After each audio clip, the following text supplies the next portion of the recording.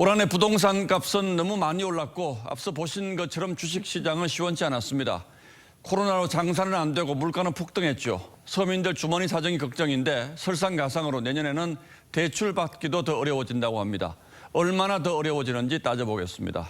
자, 최원희 기자, 걱정이 앞서는데 대출 제도가 어떻게 바뀝니까? DSR 적용이 확대됩니다.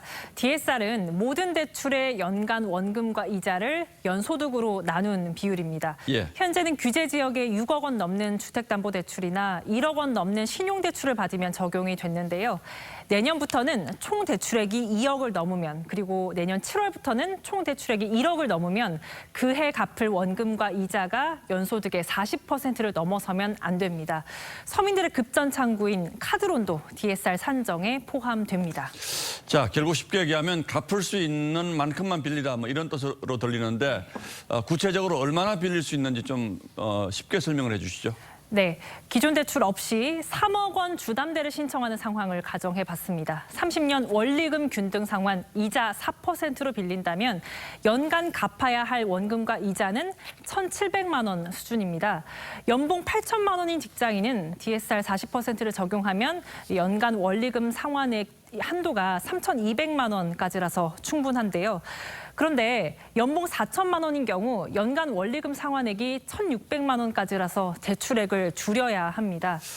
자, 뭐 좀 차이가 있습니다만 연봉 4천만 원이면 뭐 대기업 초봉 수준 정도가 될 것 같은데 이 정도면 3억 빚 못 낸다는 얘기죠. 네. 이자도 많이 올랐죠? 네, 그렇습니다. 지난달 은행 주담대 금리는 3.51%, 신용대출 금리는 5.16%로 이미 7년여 만에 최고치였습니다. 내년 미국이 두세 차례 기준금리를 올릴 예정이어서 국내 금리도 더 오를 수밖에 없는 상황입니다.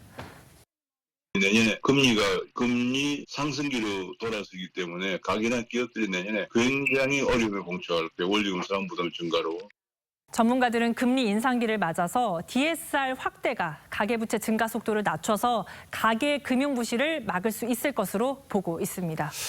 자, 대출 받기는 더 어려워지는데 연초부터 대출이 풀린다. 이건 또 무슨 얘기입니까? 해가 바뀌어서 이제 가계대출 총량 한도가 재설정됩니다. 그래서 주택담보대출을 중단했던 은행도 신규 주담대 판매를 다음 달 재개합니다.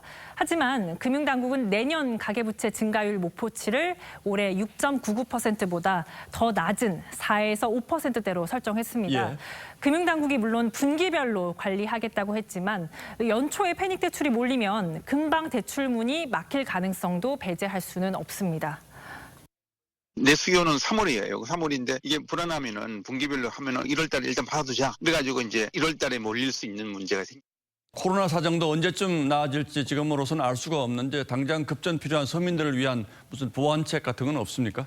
네, 현재 은행권 신용대출 한도는 연소득까지로 제한돼 있습니다. 그런데 내년부터는 결혼이나 장래 등 실수요 자금에 대해서는 연소득 이상으로 받게 했고요.